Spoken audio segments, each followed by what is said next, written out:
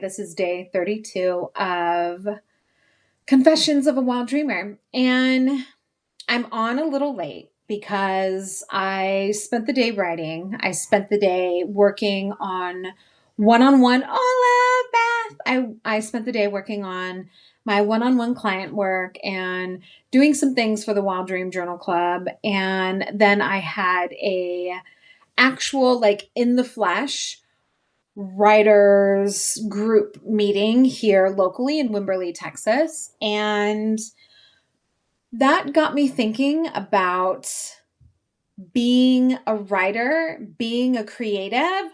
Hola, friends. Oh, this is apparently a great time.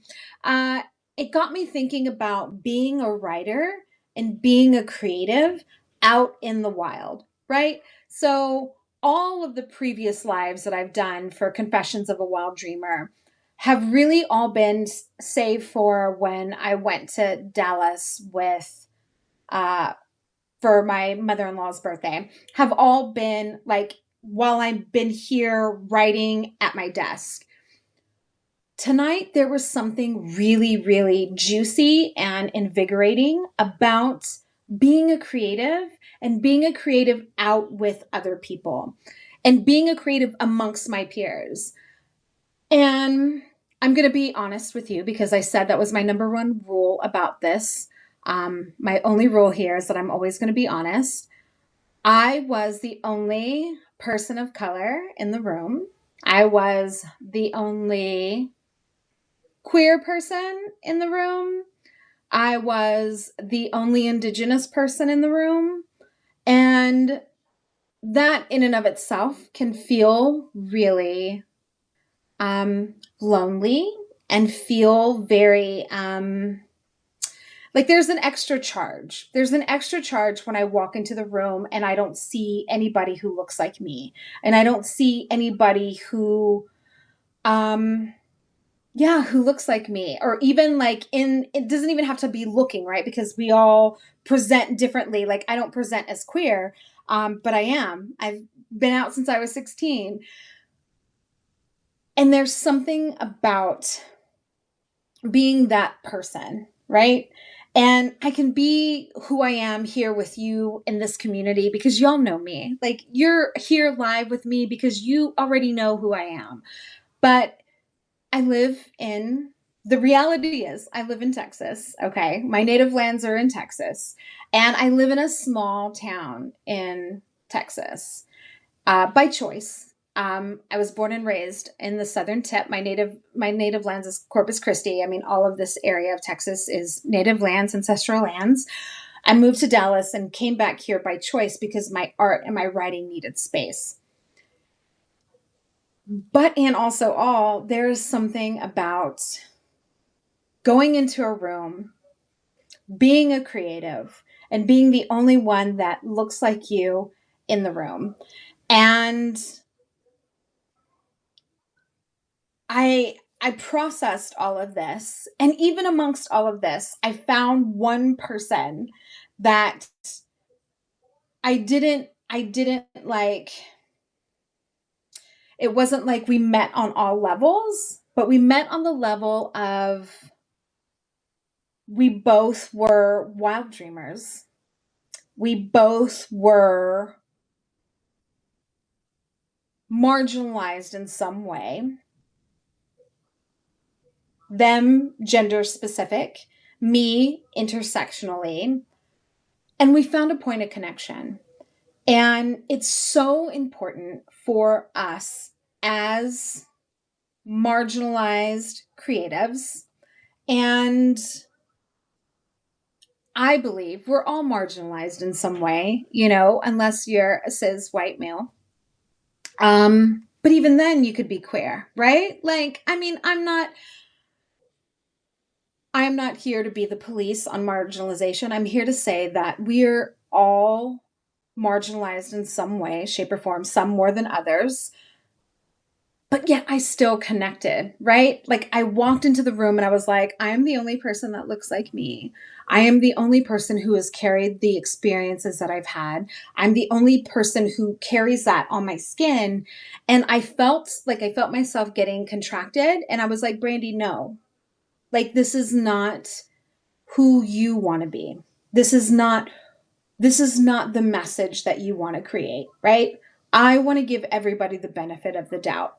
Even being in the thick of all the madness and the craziness and being in the middle of Texas, because these are still my native lands. And I really do honestly believe that my ancestors are not going to let anything happen to me.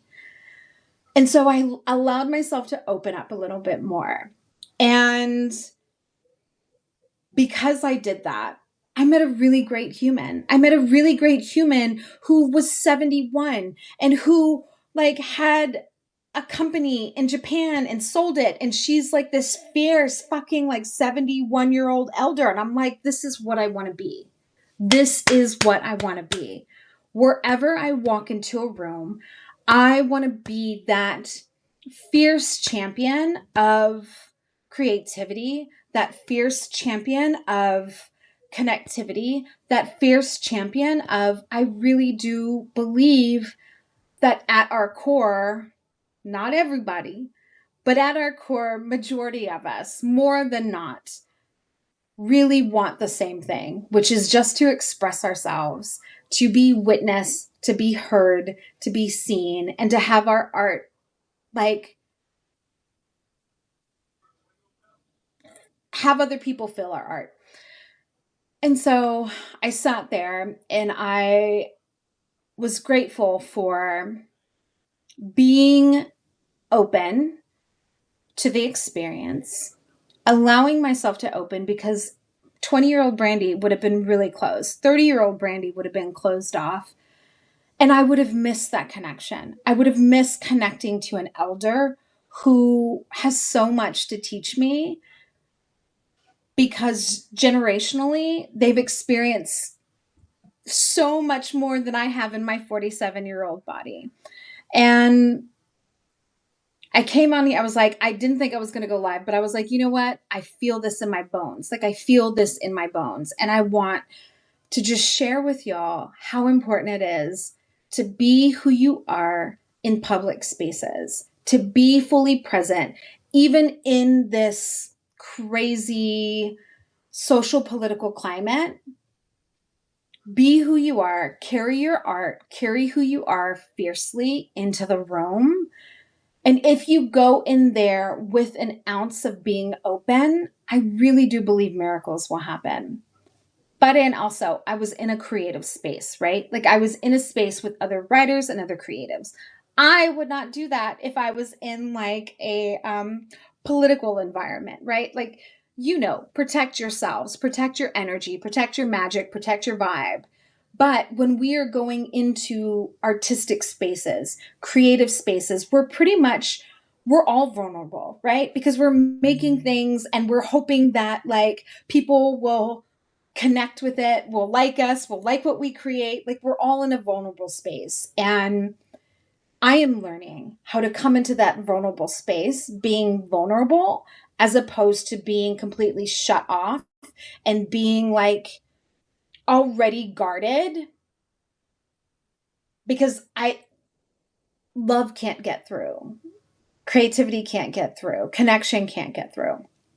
So the invitation for today is when you're out in the wild, what would it feel like to fully and truly be who you are in all your multidimensionality, in all your layers, in all your intersectionality, in all your multidimensional being?